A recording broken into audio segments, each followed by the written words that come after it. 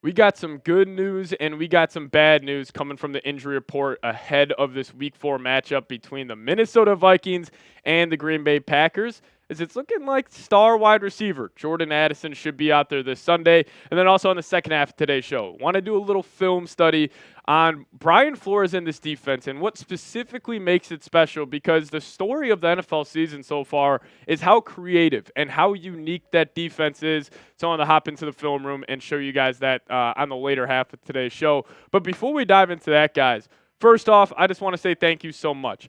I put out a ridiculous goal on the channel.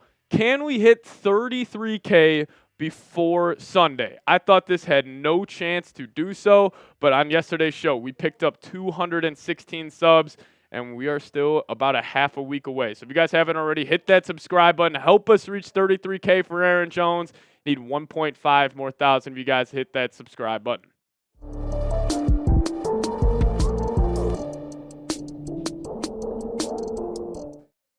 So this is the bad news, I guess, that the Vikings are getting, but you could also view this as good news, as Jordan Love is expected to play this Sunday versus the Packers, even if he is less than 100%. So coming in from the Purple Persuasion podcast on Twitter, great follow if you guys haven't already, but he aggregated what I believe this was Ian Rappaport had to say, as he said, Love is back at practice, and he is willing to play them less than 100%. Certainly makes sense he'll be out there this week against the Vikings. Now, we have heard this has been the target date for Jordan Love, and with him being back at practice, I think is no doubt he will be the starting quarterback. Now, the Packers did have Malik Willis starting for this football team over the last couple weeks, and he was good, but it is a different type of offense. Now, when Malik Willis is under center, it's more downhill. You know, they're handing the ball off to Aaron Jones. You know, they're getting Malik Willis going in the run game as well, as he's gone over 50 yards over the last 2 weeks. And, you know, I will give credit to Matt LaFleur where it is due. He had Malik Willis playing some of the best football of his career. But in terms of Jordan Love, now he did only start one game so far. It was against the Eagles in Brazil, but he was pretty good. Completion percentage, he was a little inaccurate that game, missed some easy ones. But again, he was still solid at 50%. Yards per attempt was at 7.6. 2 touchdowns, 1 pick, and his big-time throw percentage was at 5.1, and his turnover-worthy throw percentage was at 4.9. But when you're talking about the Packers and just their overall playmakers they have on the outside, it is so different of how they utilize these guys with comparing who's under center. Now, when it's Malik Willis, it's more of the tight ends. Like, they got Luke Musgrave, Josh Jacobs. He's getting involved, obviously. But when it's Jordan Love, they use all 4 of these wide receivers. Now, I think in total, I think the Packers have the deepest and most talented wide receiver room in the NFL. Now, do they have the top-end talent like us Vikings have with Jefferson and Addison? No, but they got 4 wide receivers that they absolutely love. And this has been a big reason why the Packers offense has been so good this season. You know, ranking top 5 in yards per game. Doesn't matter who's in at quarterback. And the biggest number here is their rushing yards per game. Now, 204 rushing yards per game. Ranks first in the NFL right now. Obviously, that is with Malik Willis, you know, under center, you know, being that more dual threat quarterback. But, you know, Matt LaFleur, give him credit, man. They are the 6th highest scoring offense in the league at 25 points per game, with a guy like Malik Willis, who was traded for a 7th round pick just before the season started. But I do just want to have this random thought out there. Now, this is not being me being negative or me thinking the Vikings are going to collapse and this 3-0 start is a fluke. But I think the biggest reason for this Vikings 3-0 start is how unique and how just creative this defense is, ran by Brian Flores. Now, what I am concerned about is, what if a guy like Matt LaFleur, who is a great offensive mind, what if he figures out a game plan to, you know, defeat this defense, and he gives his quarterback easy reads, and he's able to really, you know, dink and dunk his way into having a successful day?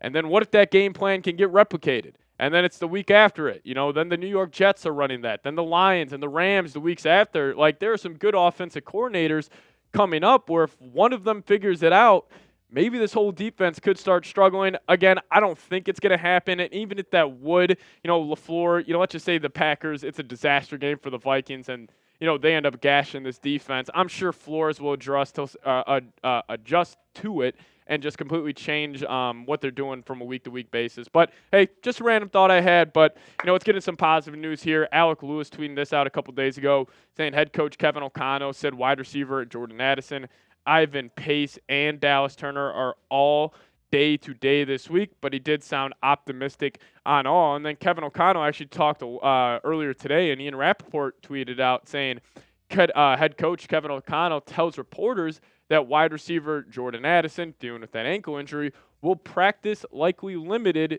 capacity today, and he is hopeful he can play Sunday. So I expect Jordan Addison to be out there, and I expect this whole wide receiver room to be fully healthy. Now, Naylor has done a fantastic job filling in for Jordan Addison.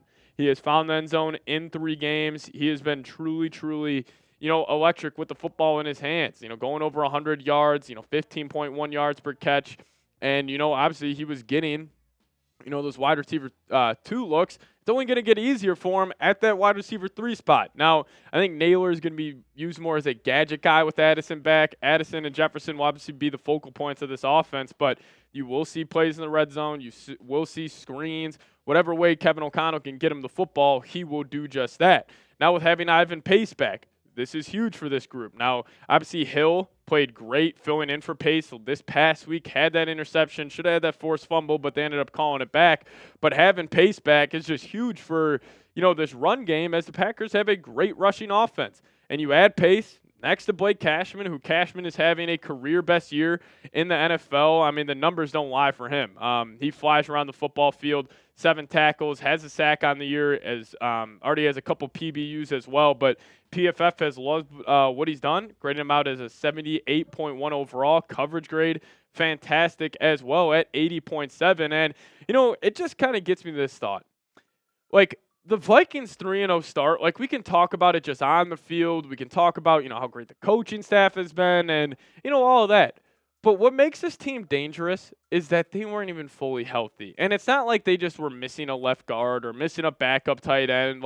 No, you were missing some of the better players on your football team, and TJ Hawkinson and a guy like Jordan Addison, even Ivan Pace, Dallas Turner. You're missing some of the key parts of this roster, and you were still able to get the 3-0. This team is dangerous. Once they get fully healthy, I mean, they got one of the best rosters top to bottom in the entire National Football League, and you combine that with the elite coaching staff, expectation should be at an all-time high for us Vikings fans. But speaking about the game this weekend, get your score predictions down below for me. Predict the score, Vikings versus Packers. I'm going to make this the pin comment on today's show. So if YouTube, they're going to throw an ad break your way right now. Sit back, let it play, and answer today's pin comment of your score predictions for this Week 4 matchup. Now, my score prediction, I got the Vikings taking it 27-17. In a pretty easy victory. Now, I think the Vikings defense is kind of my biggest question mark heading into this game. And if that's my biggest question mark, I think it's going to be okay for the Vikings. But, I don't think the defense will have a Niners-Texans-esque performance, as I do think having that home crowd has been so big for them. So going on the road may present more challenges. But, I'm not a big believer in this Packers defense. And I am a big believer in Kevin O'Connell and crew. So I got the Vikings winning 27-17. Now, I do want to close today's show out talking about what makes Brian Flores' defensive scheme so special. Why have the Vikings been so successful so far this season? And the number one reason for that is it's just unique. There is no team in the NFL that runs even a similar style of defense to what the Vikings do. Now, I do want to hop into some film and just talk about, really what is the bread and butter of this defense. And we can start off with this. So this is just a play from the 49ers game where, typical 3rd and 5, this is the bread and butter where you have 7 guys lined up on the line of scrimmage, and then you get to right after the ball is snapped right here, then only 4 guys come. Now, keep this in mind. This is the base. This is the bread and butter. This is what he likes to do on any given play. Now, we get to the Texans game. One of the first drives of the game following the interception. It is 3rd and 8, and you got 1, 2, 3, 4, 5, 6, 7, 8 guys up lined on the line of scrimmage. Now, if you're the Texans offense right here, what are you reading? This is probably man coverage. These guys are all lined up across, from their wide receivers. So, you would assume this is man, and that's what it is. Once the ball is snapped, you are bringing everybody, and Cam Bynum right here, the 8th rusher, is just either manned up on the tight end once he tries to evade out after chipping Jonathan Grenard, or the running back coming out of the backfield. But, what is so special about what the Vikings defense is doing here, they could have easily gone into a different coverage. You had these three guys in man-to-man, but this could have easily gone back into cover two. Gilmore could have came up. Middle guy could have went back to a cover two. Cam Bynum down here, he flares out to a cover two, and then he could have get Van Ginkel in the flat over here. That's what makes it so challenging. Now you get to this 3rd and 11 later on in the game. What makes this so special? Well, you have Van Ginkel and Blake Cashman lined up in the A-gaps with Jihad Ward, and then I think that's Patrick Jones at the top of your screen right there.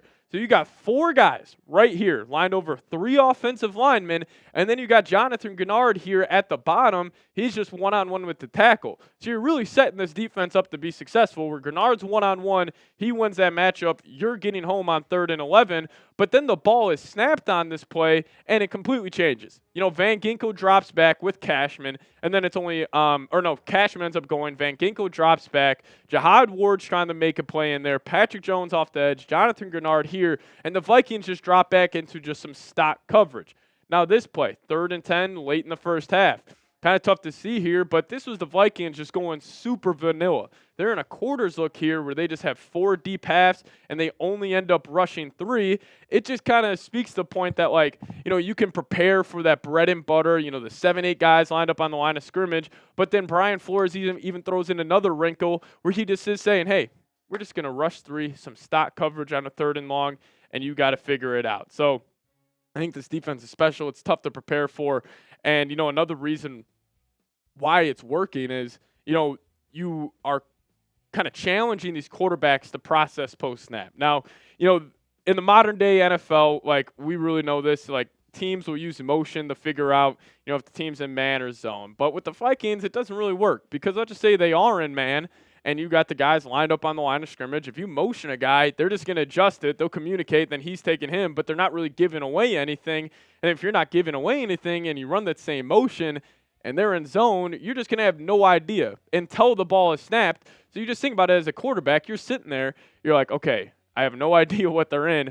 Ball snapped. Now I see the coverage. Now I got to think about where I want to go. And then with the pass rush getting home so fast, it just has allowed the Vikings to be number 1 in sacks so far. But I'll get into my last reason here in a second, but I do want to tell you guys what cool deal we have going on right now. And you guys can get a Vikings hoodie up to 50% off by clicking this link, chatsports.com/Vikings hoodie. Link for that is in the comments and description of today's show. But check it out, chatsports.com/Vikings hoodie. If you guys click that link, get some Vikings merch today. Now, another big reason why I think it's working is, I think we're in a different day and age of the NFL quarterback where a lot of these guys are the Anthony Richardsons, they're the Will Levises, they're the Kyler Murrays, where maybe not necessarily, processing it is their best attribute. They're mainly relying on their physical tools. I'll just use Anthony Richardson. He's a phenomenal athlete. Has he been good at the quarterback position so far this year? No. And why is that? Because he can't process. He can't read defenses. He can't take the easy checkdowns. And that's why you add that on top of what Flores does. There's a big reason why these quarterbacks have been struggling. But I do want to close today's show out with this. Show Brian Flores some love down below in the comments section. Give me a SKOL FLO, as hopefully he's the defensive coordinator for this football team for a very long time. Also, my Twitter, @PatSiepes. Give me a follow over there. I'll give you guys a follow back. But thank you guys so much for watching today's show. See you guys next time. As always, SKOL Vikes.